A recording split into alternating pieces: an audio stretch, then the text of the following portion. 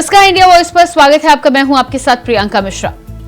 बाबूलाल मरांडी और हेमंत सोरेन के बीच सियासी अदावत पुरानी है। इस बार भी सियासी आरोप प्रत्यारोप के बीच बाबूलाल ने एक बार फिर से ईडी से हेमंत सोरेन पर एक्शन लेने की गुहार लगाई है।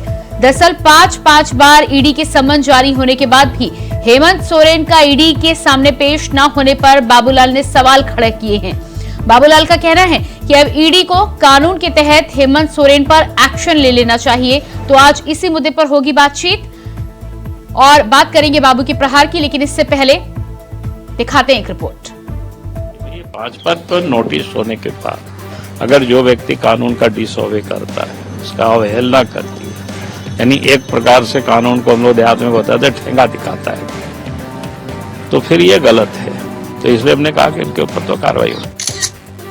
तो आखिरकार बाबूलाल मरांडी ने एक बार फिर से सूबे के मुख्यमंत्री हेमंत सोरेन पर सियासी तीर छोड़ा है। इस बार मुद्दा कुछ और नहीं बल्कि सरकार और सीएम हेमंत सोरेन की वो कमजोर नब्ज है जो वक्त वक्त पर बीजेपी दबाने की कोशिश करती है।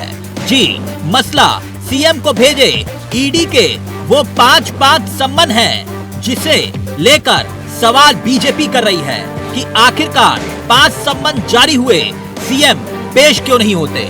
अब इसी को लेकर बाबूलाल मरांडी ईडी से मांग कर रहे हैं कि तुरंत कार्रवाई करें। अगर नहीं होती तो जनता का विश्वास कानून से उठ जाएगा कि आखिरकार सीएम पेश क्यों नहीं हो रहे।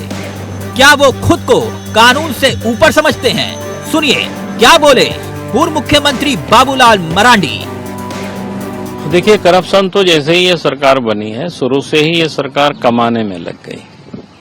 इसलिए हम कहते हैं कि भी सरकार का काम होता है काम करना जनता के लिए, लेकिन ये जनता के लिए नहीं बल्कि परिवार के लिए कमाने में लग गई। और इसके लिए इस सरकार में जितने दलाल है, बिचौलिया है, भ्रष्ट अफसर है, वो सारे के सारे लोग महत्वपूर्ण पदों पर बिठा करके फिर उन लोगों के माध्यम से कमाना। अब जब पकड़ में आई तो आप सामने बिल्कुल सब कुछ है, साफ है। अब मुख्यमंत्री भी पकड़ में आए तो मुख्यमंत्री को भी अभी 1, 2, 3 नहीं बल्कि 5 उसको ईडी ने नोटिस दिया, लेकिन अभी हाजिर नहीं हुए हैं।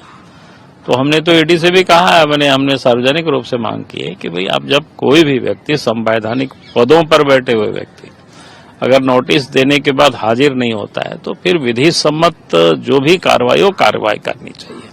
नहीं तो लोगों को कानून पर से भरोसा उठ जाएगी। लोगों को लगेगा कि भाई यहाँ बड़े लोग हैं, उनको कोई अंतर नहीं पड़ता है, उनको फिर पुलिस हो या ईडी हो या सीबीआई हो कोई उनके ऊपर कार्रवाई नहीं करता है। तो ये बड़ा चुनौती है। इसलिए हम चाहेंगे कि भाई ईडी को उस पर कार्रवाई करना चाहिए, जो कि बिल्कुल स्पष्ट है। पिछले दिनों करोड़ों करोड़ टका छापामारी हुई तो उसमें से मिला। 2 IAS अफसर जेल में, कई इंजीनियर जेल में, कई दलाल बिचौलिया वो लोग जेल में है। तो ये बिल्कुल जग जाहिर है। और वो लोगों ने हाई कोर्ट तक जाकर के बेल उन लोगों का रिजेक्ट हुआ, कोई तो सुप्रीम कोर्ट तक भी लोग आए हैं। तो ये सब कुछ क्लियर है, सब कुछ साफ दिखता। अब ये तो क्या करेंगे, लेकिन हमारा इतना ही कहना है कि भाई कानून सम्मत अब उनके ऊपर कार्रवाई होनी चाहिए।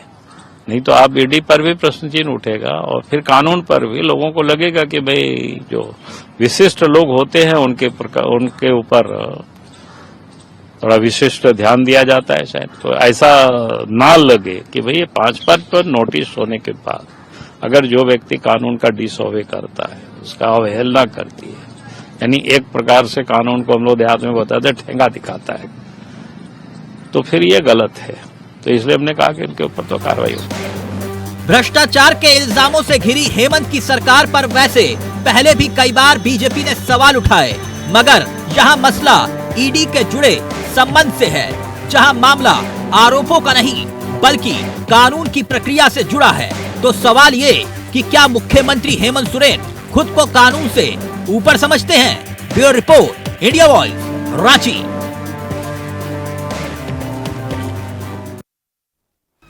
तो जिस तरह से झारखंड में बाबूलाल मरांडी का ये बयान सामने आया है, ऐसे में एक बार फिर से झारखंड की सियासत में भूचाल आ गया है और बाबूलाल मरांडी का ये साफ कहना है कि 5 बार ईडी के समन होने के बाद भी यदि हेमंत सोरेन पेश नहीं होते ईडी के समन पर तो अब ईडी को इस पर कार्रवाई करनी चाहिए। अब देखना ये होगा।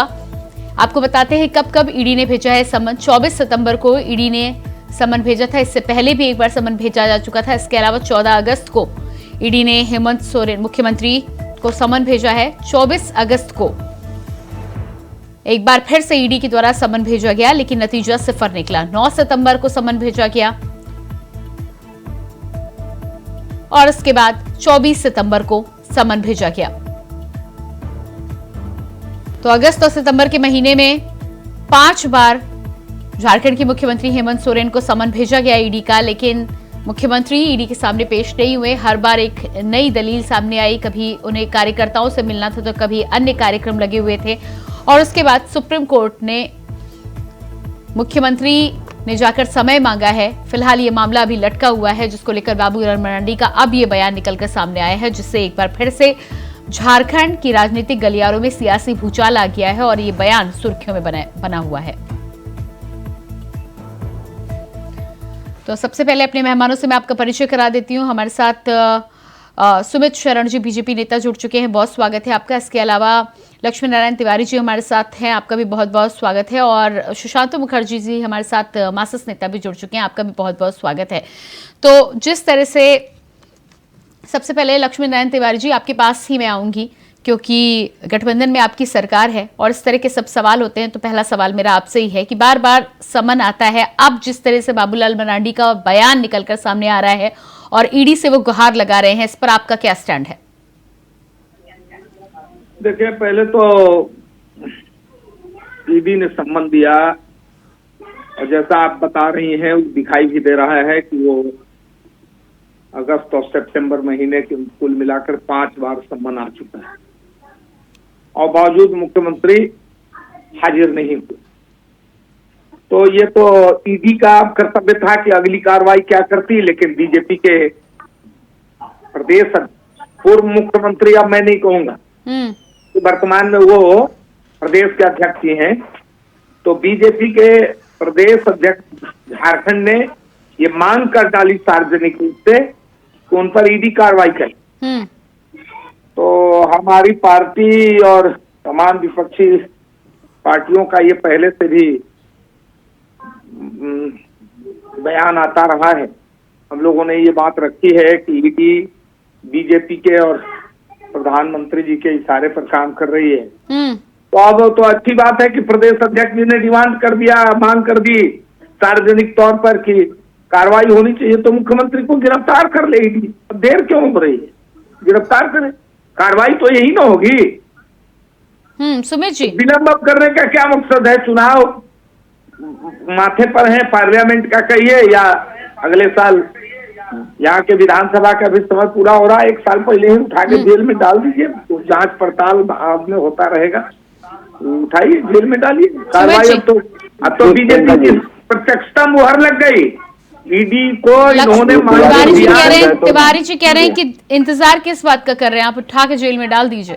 डाल दीजिए। देखिए, ये विक्टिम कार्ड खेलना प्रियंका जी इन लोगों की शुरू से आदत रही है और आपने इनकी बातों को सुना होगा। तो इन्होंने कहा कि कांग्रेस और तमाम विपक्षी पार्टियां ये अभी तक झारखंड में ये अपने आप को सत्ता में नहीं मान रहे और सत्ता में नहीं मान रही, इनकी मानसिकता में नहीं है, इसलिए जिम्मेवारी भी नहीं ले रहे। और एक छोटी सी बात आप समझिए, हमारे प्रदेश अध्यक्ष जी, पूर्व मुख्यमंत्री, झारखंड के प्रथम मुख्यमंत्री बाबूलाल जी ने क्या मुद्दा उठाया है? उन्होंने ये मामला उठाया है कि कानून के प्रति, संविधान के प्रति लोगों की निष्ठा बनी रहे, विश्वास बना रहे।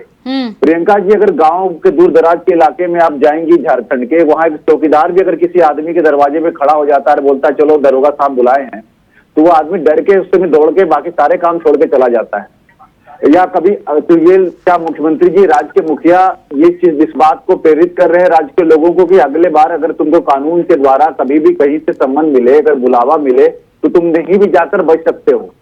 तो नजीर पेश होना चाहिए हमेशा राज्य के मुखिया के द्वारा। राज्य के ऐसे लोग, विशिष्ट लोग जो है, जिनको देखती है जनता, ऐसे लोगों को हमेशा उदाहरण बनना चाहिए। और एक जब संवैधानिक संस्था बार बार आपको बुला रही है, समन क्या है? समन वारंट तो नहीं है जो बार बार लोग विक्टिम कार्ड खेल रहे हैं कि गिरफ्तार कर लो, गिरफ्तार कर लो। ये जानते, ये चाहते हैं कि इस टाइप की कुछ चीजें हो जो और इनको सहानुभूति मिले लोगों में, क्योंकि ये लोग लगातार लोगों का विश्वास और सहानुभूति खोते जा रहे हैं। तो प्रियंका जी, आप देखेंगे कि ये हमारे पूर्व मुख्यमंत्री जी, हमारे प्रदेश अध्यक्ष बाबूलाल जी ने सिर्फ कानून की रक्षा झारखंड में होती रहे, कानून के प्रति विश्वास बना रहे, इस बात को उन्होंने उठाया है कि भाई ईडी एक संवैधानिक संस्था है, एक जांच कर रही है, एक महत्वपूर्ण बात पे वो हमेशा जांच को आगे बढ़ा रही है। ठीक है तिवारी जी, तिवारी जी, ठीक है तिवारी जी, तिवारी जी, ठीक है सुमित जी आती हूँ मैं। तिवारी जी, मौका तो मुख्यमंत्री नहीं दिया है ना, 5-5 बार सम्मन गया था, अभी भी सुप्रीम कोर्ट में मामला लटका हुआ है।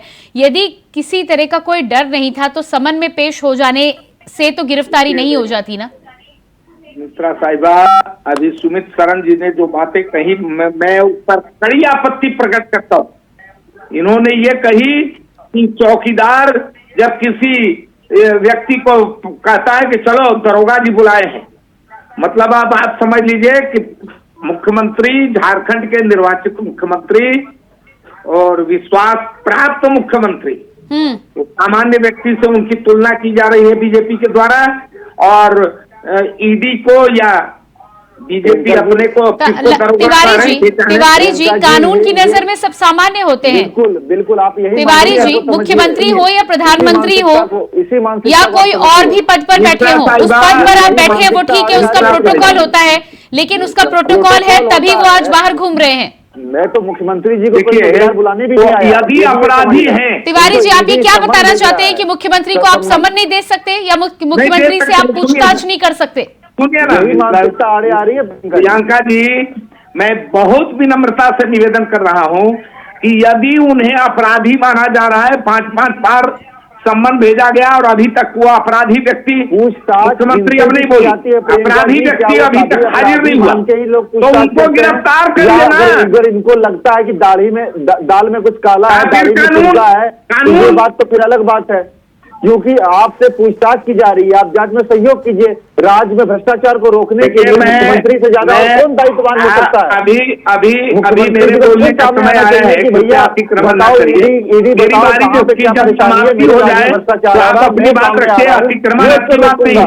ये मुख्यमंत्री को निर्देशित करिए कि वो तब तक शांति बनाए जब तक मैं अपनी बात पूरी नहीं कर लूं। निर्देश की जरूरत नहीं, मैं शांत हो जा रहा हूं, आप बताएं जी, अपनी बात रखिए तिवारी जी। हाँ, तो मैं ये निवेदन कर रहा हूं कि यदि 5-5 बार के सम्मन के बावजूद अगर झारखंड के मुखिया हाजिर नहीं हो रहे, इसका मतलब वो अपराधी हैं, भाग रहे हैं, तो फिर अब और नहीं तिवारी जी, ये बात तो आप कह रहे हैं ना। 10 सेकेंड, और बीजेपी के आदरणीय प्रदेश अध्यक्ष जी ने मांग कर डाली है, तो आप विलंब किस बात का? गिरफ्तार करिए, जेल में डालिए। ठीक है, लेकिन आप जिस तरह से कह रहे हैं 5 बार, एक तो सम्मन में वो आते नहीं है, दूसरी बात अब अगर कार्रवाई की बात की जाए तो उस पर भी आप कहें कि अपराधी हैं। सम्मन तो अपराध जेल में डालने के लिए नहीं था ना, सम्मन तो पूछताछ के लिए था, जाना चाहिए था। सुशांतो जी से अगला सवाल है मेरा। सुशांतो जी, ये जिस तरह से यहाँ पर दलीलें यहाँ पर चल रही हैं, उनका कहना है कि 5 बार सम्मन है, इसका मतलब है आपने मान लिया अपराधी है, जेल में आप डाल दीजिए। दूसरी तरफ वो कार्रवाई की बात कर रहे हैं, कार्रवाई की बात यदि बाबूलाल मरांडी का ये बयान आ भी गया है तो ईडी को सीख देने की जरूरत क्या किसी राजनीतिक पार्टी को है? ईडी को अपनी कार्रवाई तो समय से करना होगा और ईडी इस कार्रवाई को आगे बढ़ाएगी या इंतजार करेगी किसी के बयान का? बात सही है। देखिए, ऐसे है कि माननीय मुख्यमंत्री जी संविधान के आधार पर ही कुछ नोटिस की जवाब देते हुए वो उनके पास नहीं जा रहे। ऐसा नहीं कि उनकी जवाब नहीं मिल रही, उनको जाने के अधिकार हाईकोर्ट भी है, सुप्रीम कोर्ट भी है, वो जा रहे हैं, वो जा रहे हैं और आगे की जांच के लिए वो प्रक्रिया आगे बढ़ा रही। ऐसा नहीं कि ईडी को नहीं पता है कि वो क्या कर रहे, ईडी भी नहीं जा रहे। अगर स्टे करते हैं कहीं तो ये रुक जाएंगे। आज बाबूलाल जी इससे पहले भी 14 से 19 तक हम लोग के साथ बैठ के बीजेपी के माननीय मुख्यमंत्री जी रघुवर जी के विषय में बोलते थे, उसको अरेस्ट करो, ऐसे बाबूलाल जी बोलते रहते हैं। बाबूलाल जी आगे भी बोलेंगे निश्चित तौर पर। कब कहाँ बोलते हैं क्या ये नहीं पता, अपने खुद कहते हैं कि हम बीजेपी में नहीं जाएंगे, कुतुब मीनार से कूद लेंगे, ऐसी बातें उनकी चलते रहती है। इसलिए लोग अब मजाक में ले लिए हैं पूरे बात को। हमें लगता है कि हम लोग संविधान से मानते हैं, संविधान के आधार पर रहते हैं और हर काम संविधान से करते हैं। अगर ईडी ने उनसे नोटिस दिए, नोटिस के अगेंस्ट में अगर वो हाईकोर्ट गए हैं, सुप्रीम कोर्ट गए थे, सुप्रीम कोर्ट ने आदेश दिया कि हाईकोर्ट जाए, हाईकोर्ट के बाद आगे जो कार्रवाई हो रही है इस पर हमें चिंतित होने की जरूरत नहीं और इसमें बयानबाजी करके इससे राजनीति नहीं करनी चाहिए। जांच एजेंसी को अपने गठबंधन में ना रख के एकदम ओपन कर देने की चाहिए। ऐसा ना लोगों को लगे कि बीजेपी जो बोल रहे हैं ईडी कर रहे हैं। ये बात अगर आ जाए तो लोगों के पास जिस तरह से जा रहे हैं यहाँ के जो संसद है वो पहले कह देते कि लिफाफा में क्या है। ये सब बातें नहीं आनी चाहिए। अगर ये मजाक में भी कह रहे, अगर सच निकल जाता है तो लोगों को लगता है कि ईडी के साथ निश्चित तौर पर बीजेपी के प्रदेश अध्यक्ष हो चाहे सांसद हो, उनके कनेक्टिंग है। हमें लगता है कि ऐसा नहीं है, इसलिए इससे बचनी चाहिए। उनकी जांच करने देनी चाहिए और जितने दिन में जांच हो वो हो नहीं। ठीक है सुमित जी। सुशांत जी तो बाबूलाल मरांडी के बयान को अहमियत ही नहीं देना चाहते। देखिए प्रियंका जी, ये बहुत राजनीतिक बयान इनका था, मैं सुन रहा था इनका। हमारे नेता है मार्क्सवादी के सुशांत दा, लेकिन मेरी बात को आप ध्यान से सुने प्रियंका जी, उसके बाद अगर ये दोनों चाहें तो जवाब दे सकते हैं। ईडी किस बात की जांच कर रही है? ईडी झारखंड में भ्रष्टाचार हुए, जमीन घोटाला हुआ, खनन घोटाला हुआ, उसकी जांच कर रही है। तो ये अगर जांच पूरी होगी तो इससे राज्य को फायदा होगा या नुकसान होगा? अगर राज्य का फायदा होगा, भ्रष्टाचार के ऊपर लगाम लगेगी, तो इसकी सबसे बड़ा दायित्व इस राज्य के मुख्यमंत्री का बनता है। वो खुद से सामने आए और वो जांच एजेंसियों के पास जाएं और बताएं कि हाँ मैं इस राज्य का मुख्यमंत्री हूँ, मैं आपका साथ देता हूँ, आप बताएं कि कहाँ कहाँ भ्रष्टाचार हुआ, मैं आपके साथ बैठकर बात करता हूँ, आपको सूचना देता हूँ, जो मेरे पास है, जो जानकारी मेरे पास है वो मैं बताता हूँ। ये मुख्यमंत्री जी को खुद इनिशिएटिव लेना चाहिए। इसके बजाय राज्य में जो भ्रष्टाचार हो रहा है उसको रोकने के लिए जब एक केंद्रीय एजेंसी आपकी मदद करने के लिए आई है, आपको सामने आगे उसको मदद करनी चाहिए। और उसको मदद करने के बजाय आपको 5 बार बुलाया जा रहा है, इसके बाद आप जा नहीं रहे हैं। और आप जब नहीं जाएंगे तब इस राज्य का एक पूर्व मुख्यमंत्री सामने आता है जो एक राजनीतिक दल का अध्यक्ष है भारतीय जनता पार्टी का, जिसने भ्रष्टाचार के खिलाफ एक अभियान छेड़ रखा है। वो सामने आके जब जांच एजेंसी से मांग करता है कि भाई आप 5 बार बुला रहे हैं, आप नहीं आ रहे हैं, तो राज्य में जनता में मैसेज जा रहा है। सुमित जी, लेकिन राज्य में राज्य सरकार के द्वारा जो बीजेपी नेताओं पर कार्रवाई हो रही है, सुमित जी मेरी बात सुनिए, राज्य में जो बीजेपी सरकार के नेताओं पर राज्य सरकार के द्वारा कार्रवाई हो रही है, क्या आपकी सरकार में वो कार्रवाई हुई थी? वो कार्रवाई तो अब हो रही है ना सुमित जी? मैं प्रियंका जी मैं पूछ रहा हूँ, जो राज्य सरकार में जिस कार्रवाई की आप बात कर रहे हैं, उस कार्रवाई का आधार क्या है? उस कार्रवाई का आधार हलफनामा है। वो हलफनामा किसने दिया है? कोई राज्य सरकार ने जांच करके निकाला है क्या? वो तो पब्लिक प्रॉपर्टी है, वो सरेआम है। तो ये बात तो ये तो वेंडेटा पे ये आगे उतर गए ना कि अब हम भी कुछ हम पकड़ के लाए, खोजे, कुछ करें ताकि कुछ बैलेंस बनाने का प्रयास करें, क्योंकि इनके मन में ऐसा लगता है कि कहीं ना कहीं केंद्र सरकार इसमें इन्वॉल्व है। लेकिन असली बात क्या है कि जांच एजेंसी केंद्र सरकार के जो स्वतंत्र जांच एजेंसी है वो जांच कर रही है। तो इसीलिए आप मुझे बताइए कि जो बात ईडी ला रही है वो ईडी खोजबीन करके ला रही है, और जो इनका मामला है ये तो सार्वजनिक है, ये तो सबको पता है कि वो जो मामला इन्होंने बनाया है। ये इनकी एजेंसी को जांच और खोजबीन थोड़ी कर रही है। नहीं, उसमें भी अभी जांच नहीं हुई सुमित जी, तो आप ये कैसे कह सकते हैं कि वो मामला सार्वजनिक है? जब तक जांच पूरी नहीं हुई है, जब तक दोषी को बरी नहीं कर दिया गया है, तब तक संदेह जो इन्होंने बनाया है वो आधार क्या है? वो आधार तो एफिडेविट और हलफनामा ही है ना। तो आधार हलफनामा तो व्यक्ति खुद देता है। तो मैं ये कह रहा हूं कि जो ईडी का मामला है उसको जोड़ा नहीं जा सकता, क्योंकि ईडी का जो मामला है वो ईडी खोजबीन कर रही है, उसमें जांच कर रही है। ईडी इसीलिए मुख्यमंत्री जी को बुला रही है कि आपको कुछ पता है तो आप बताएं, आप बताएंगे तो आपके राज्य का भला होगा। नहीं वो ठीक है, लेकिन आप जिस तरह से सवाल उठा रहे हैं तो फिर आपकी पार्टी के नेताओं पर भी जांच हो रही है, तो फिर आप सवाल उठाते हैं कि निष्पक्ष जांच होनी चाहिए। तिवारी जी जवाब दीजिएगा। हाँ तो बिल्कुल प्रियंका जी, अभी मैं थोड़ी देर पहले आदरणीय पूर्व प्रधानमंत्री अटल बिहारी वाजपेयी जी का एक भाषण मोबाइल पर आया और सुनने लगा मैं जी। मैंने उनके भाषण सुने और मैं निवेदन करता हूं बीजेपी के नेताओं से कि वैसे राजनेताओं के भाषण का अनुकरण करें, अनुसरण करें। वो संसद के संसदीय कक्ष में खड़ा होकर भाषण दे रहे थे और कह रहे थे कि आखिर राजनीति में राजनेताओं का मानदंड तय होना चाहिए।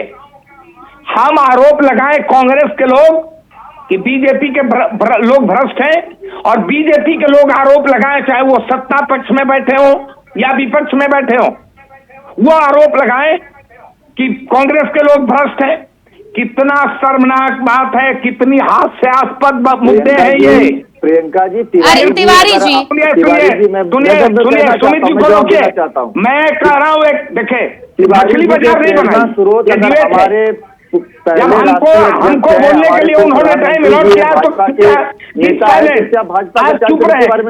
ये निवेदन है मेरा विनम्रता से, मैं आपको डायरेक्शन नहीं दे रहा हूँ, लेकिन विनम्रता से निवेदन कर रहा हूँ कि आप अपने समय में अपनी बात रखें, मछली बाजार न बनाए। मैं एक शब्द नहीं बोलता दूसरे के समय। तिवारी जी 10 सेकंड का समय है आपके पास, आप अपनी बात पूरी कर लें।